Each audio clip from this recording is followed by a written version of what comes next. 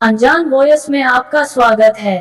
मैं बहुत गरीब परिवार से था। मेरी मालकिन दिखने में किसी परी से कम नहीं थी। उसकी खूबसूरती देखकर मैं बिल्कुल पागल हो चुका था। मैं अक्सर घर के कामकाज के बहाने मालकिन को ही निहारा करता था।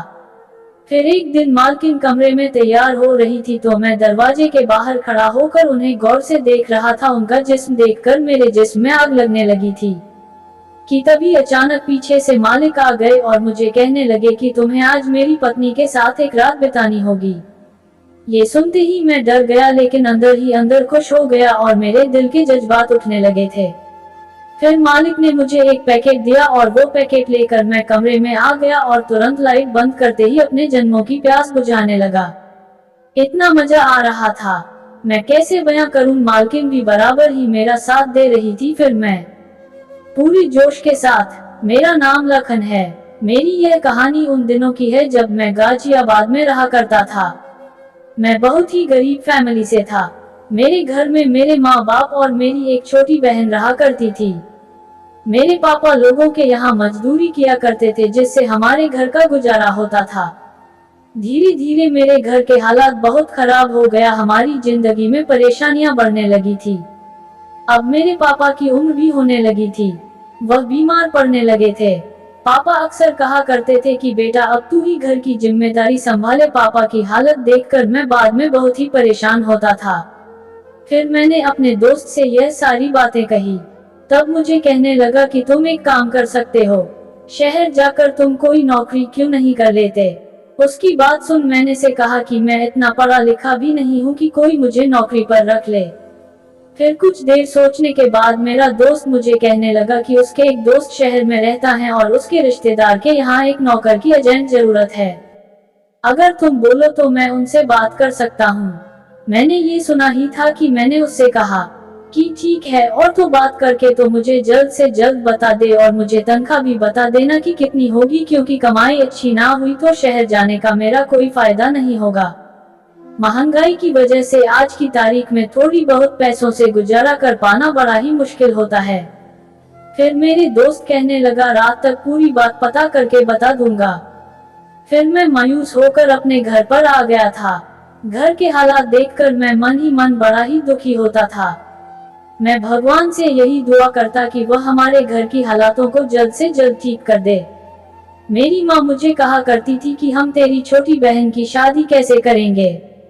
हमारे घर के हालात इतने खराब थे। मैं माँ को विश्वास दिलाता था कि माँ चिंता मत करो, भगवान हमारा कोई ना कोई हमारे लिए भी रास्ता जरूर निकालेंगे। मैं रात को बड़ी बेसब्री से इंतजार कर रहा था कि तभी अचानक मेरा दोस्त भागता हुआ मेरे घर में दाखिल हुआ और फिर मुझे कहने लगा कि लखन, मैंने अपने दोस्त से बात की। वो कह रहे हैं कि उनके किसी दूर के रिश्तेदार के यहाँ एक अर्जेंट नौकर की जरूरत है। अगर वह नौकरी करेगा तो उसे उसकी तनख्वाह 20,000 देंगे। इतनी बड़ी रकम सुनकर मैं तो खुशी के मारे झूम उठा था। मेरा दोस्त फिर मुझे कहने लगा, लेकिन तुम्हें वही रहना होगा और तुम्हें महीने में तनख्वाह मिलेगी। मैंने कल ही जाने के लिए तैयार हूँ। माँ मुझे कहने लगी कि बेटा वो लोग कैसे होंगे, तेरा खाना पीना कैसे होगा। माँ को विश्वास दिलाया था कि माँ जो होगा मेरे अच्छे के लिए होगा। मैं शहर के लिए रवाना हो गया था। मेरी दोस्त ने एक पता दिया था।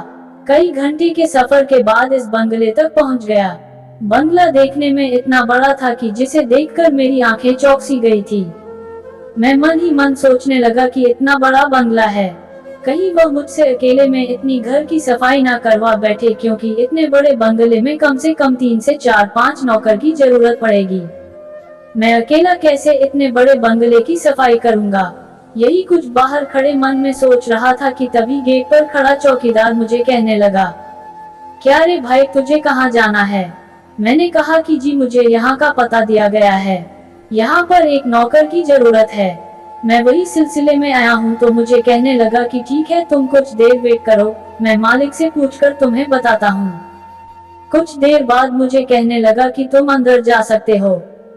जब मैं उस बंगले के अंदर दाखिल हुआ तो वहाँ एक बहुत ही बड़ा स्विमिंग पूल था, जिसे मैंने अपनी जिंदगी में पहली बार देखा था।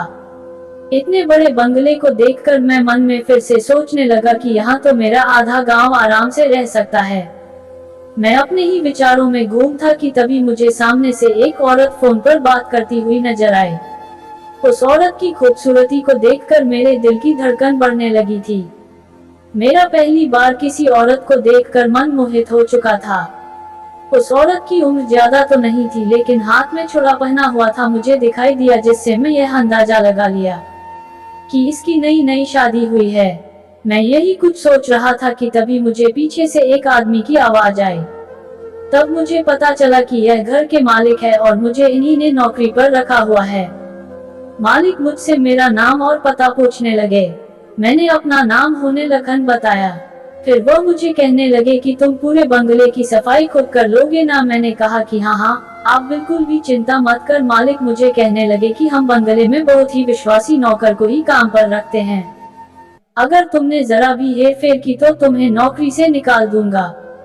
मैं थोड़ा सा घबरा गया था, लेकिन फिर मैंने मालिक से कहा कि आप बिल्कुल भी चिंता मत करें, मैं आपको ऐसा मौका बिल्कुल भी नहीं दूंगा। मालिक ने एक दूसरे नौकर को मेरे पास भेजा और वह मुझे नौकर बंगले के कामकाज के बारे में बताने लगा। आज मैं बड़ी शिद्दत से हवेली के कामकाज में लग गया था। जब मैं शाम को फ्री हुआ तो पूरी थकावट से चूर हो चुका था। मुझे अपनी माँ की याद आने लगी थी। अगर माँ यहाँ पर होती तो मुझे अपने हाथों से गरम गरम खाना बनाकर खिलाती। मैं यही कुछ मन में सोच रहा था कि तभी मुझे सामने से फिर से मालकिन नजर आए। इस वक्त तेज बारिश हो रही थी। मैं अपने आप को बारिश से बचाते हुए एक दीवार के साथ खड़ा हो गया था, लेकिन फिर मैंने देखा कि मालकिन वही बारिश में खड़ी होकर भीग रही थी, इस मौसम का आनंद उठा रही थी। मालकिन को देखकर मेरे अंदर के जज्बात फिर से उठने लगे थे। मेरा जिस्म गर्म हो रहा था और शरीर में तनाव भी होने लगा था। मैं जब भी मालकिन को देखता तो पूरी तरीके से मैं खो जाता था। बारिश में भीगने की वजह से मालकिन के कपड़े पूरे गीले हो चुके थे। बारिश की बूंदें मालकिन के चेहरे पर पड़ने से उनकी सुंदरता और निखर रही थी। वैसे तो मालकिन दिखने में काफी खूबसूरत थी। अगर आज मैं नौकर ना होता तो मैं मालकिन को अपनी बाहों में भर लेता, लेकिन अपने मन में मैं अफसोस करने लगा था। तभी मैंने देखा कि दूर से मालिक वहीं से गुजर रहे थे। मालकिन मालिक को अपने पास बुला रही थी, लेकिन मालिक उन्हें इनकार करके अपने कमरे की तरफ चले गए। फिर मालकिन भी देखते हुए उनके पीछे चली गई। मैं नौकर था, इसी वजह से मैं आगे जाकर ना देखा।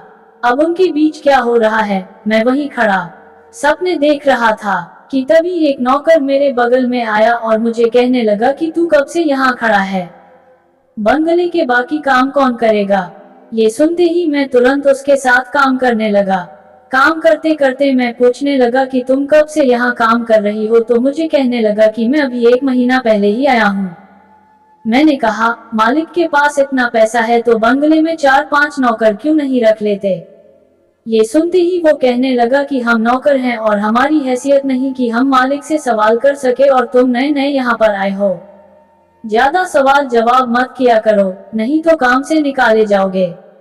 नौकर की बात सुनकर मैं चुप हो गया और अपने काम में लग गया। अब हर रोज मैं ऐसे ही बंगले की सफाई करता और चुपचाप मालकिन को देखा करता। जब अपने आप को श्रृंगार करती तब भी मैं कमरे से छुपकर उन्हें देखा करता था। मैं हर वक्त कामकाज के बहाने मालकिन को देखा करता और मैं ये भी ध्यान रखता कि कोई मेरा पीछा तो नहीं कर रहा। मेरी मालकिन लिखने में इतनी हसीन थी कि मैं उस पर फिदा हो चुका था।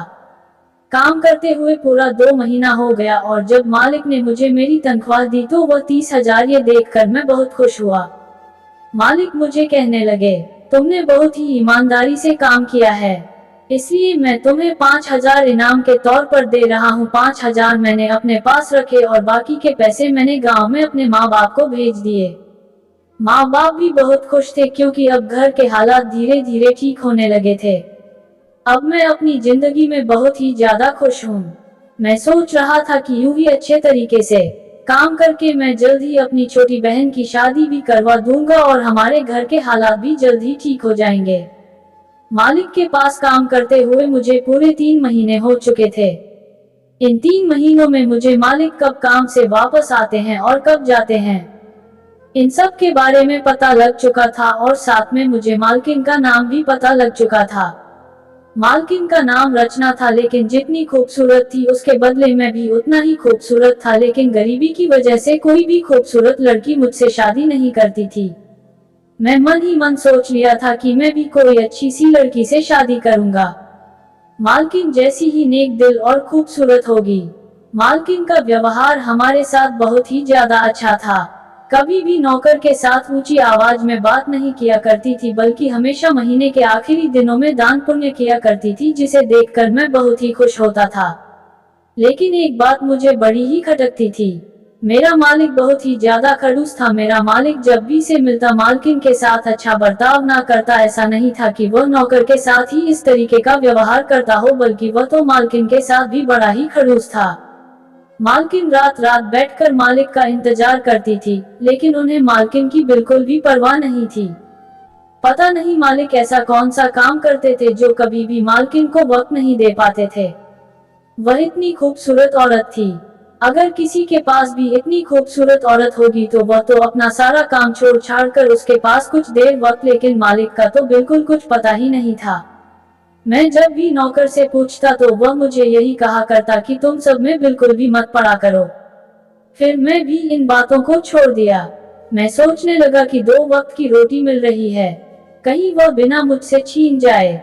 इसी वजह से मैं ज्यादातर अपने कामों में बिजी रहा करता और अब बहाने से मालकिन को चुप चुप कर देखने की कोशिश किया करता था। एक दिन दूसरे नौकर की तबीयत बिल्कुल ठीक नहीं थी, तो वह मुझे कहने लगा, क्या तुम आज मालकिन को जाकर नाश्ता दे दोगे? ये सुनते ही मेरे चेहरे पर एक मुस्कुराहट आ गई।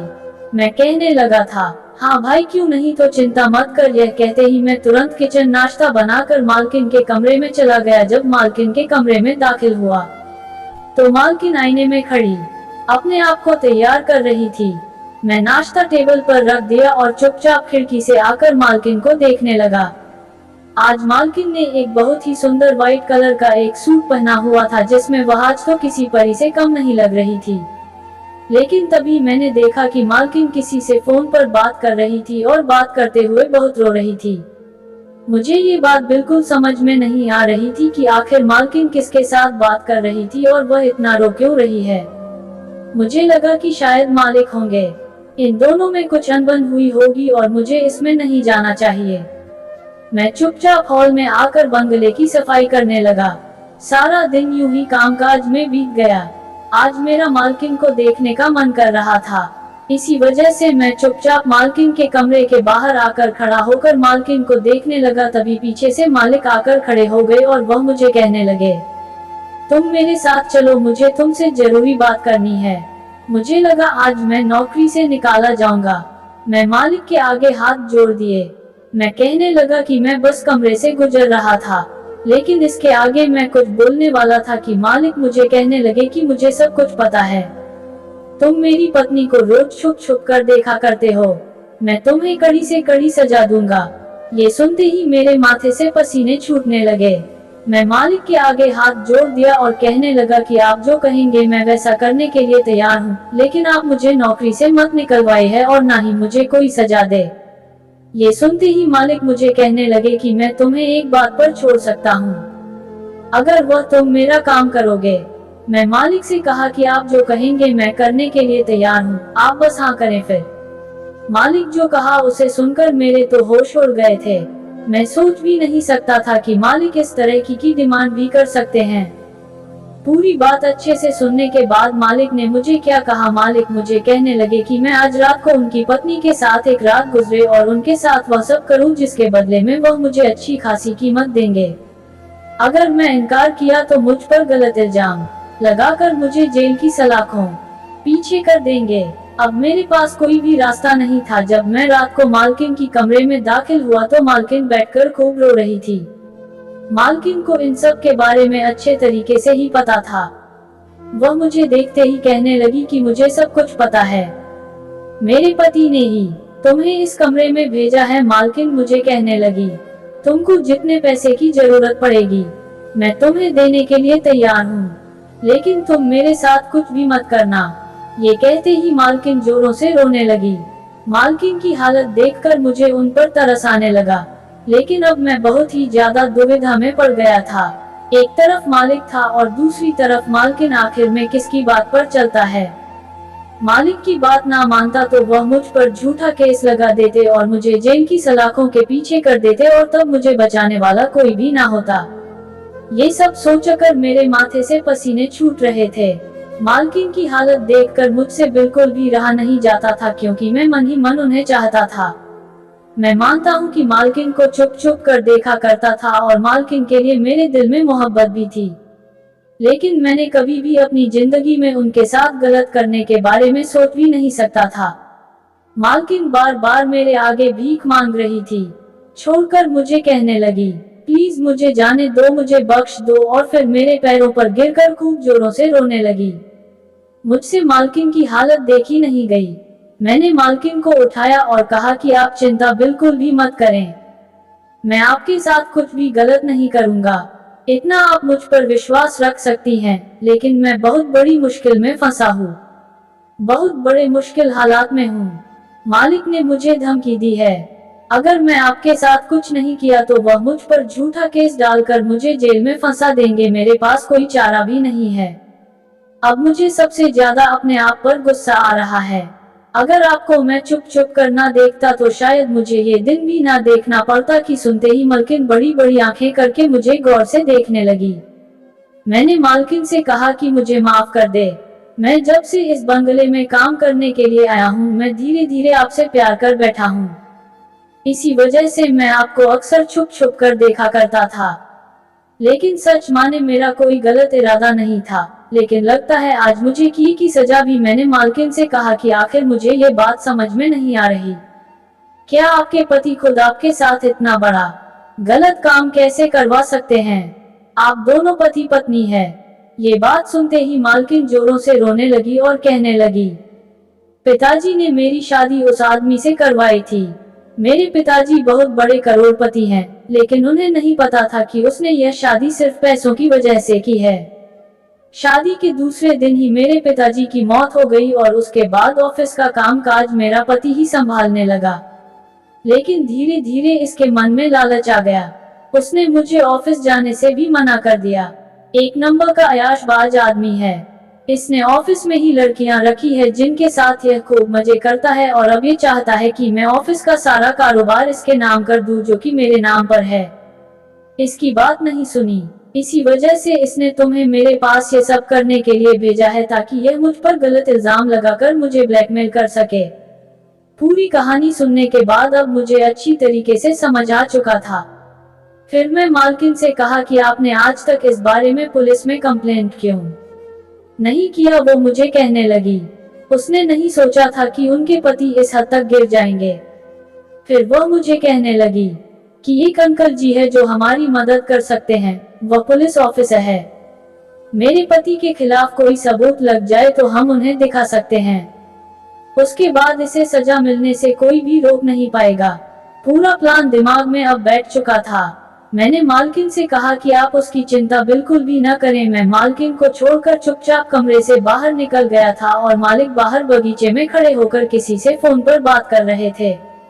मैं चुपके से उनकी बातों को रिकॉर्ड कर लिया। वो किसी से बातें कर रहे थे, कह रहे थे कि आज तो मेरी पत्नी का काम खत्म होने वाला है, कल जायदाद के पेपर मेरे नाम होंगे और फिर हम मजे करेंगे, उसके बाद किसी को कुछ पता भी नहीं चलेगा। मैं सबको यही कहूंगा कि उसने मेरे ही नौकर के साथ गलत रिश्ता बनाया और उसके साथ भाग गई। हम दोनों खूब मजे करेंगे। रिकॉर्डिंग करके मालकिन के कमरे में आ गया और वह वीडियो मैंने मालकिन को दिखाए। मालकिन ने वीडियो अपने अंकल को भेज दी और दूसरे दिन ही तुरंत सुबह सुबह पुलिस की टीम हमारे घर में दाखिल हो चुकी थी। मालकिन के जो अंकल जी थे उन्हें देखकर कहने लगे कि बेटी तुमने हमें पहले क्यों नहीं बताया, तुम इतना सब कुछ अकेले झेलती रही थी। अंकल जी मालिक को गिरफ्तार करके उन्हें अपने साथ ले गए। मालिक के खिलाफ कठोर सबूत है, इसी वजह से उन्हें अब जेल से रिहाई भी नहीं मिल सकती। मालकिन बहुत ही खुश थी, लेकिन इस बंगले में अकेली रहती थी।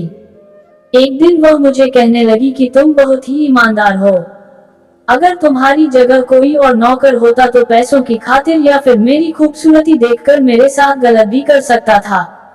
लेकिन तुमने मेरा, अगर तुम्हारी मर्जी हो तो मैं तुमसे शादी करने के लिए तैयार हूँ। ये सुनते ही मेरे दिल की धड़कन तेज हो गई थी। मैं सोच भी नहीं सकता था कि मालकिन कभी मुझे खुद ये सब कहेगी। मैंने भी तुरंत शादी के लिए हाँ कर दी। मालकिन ने मालिक को तलाक दे दिया था और अब मालकिन ने दूसरी शादी कर ली।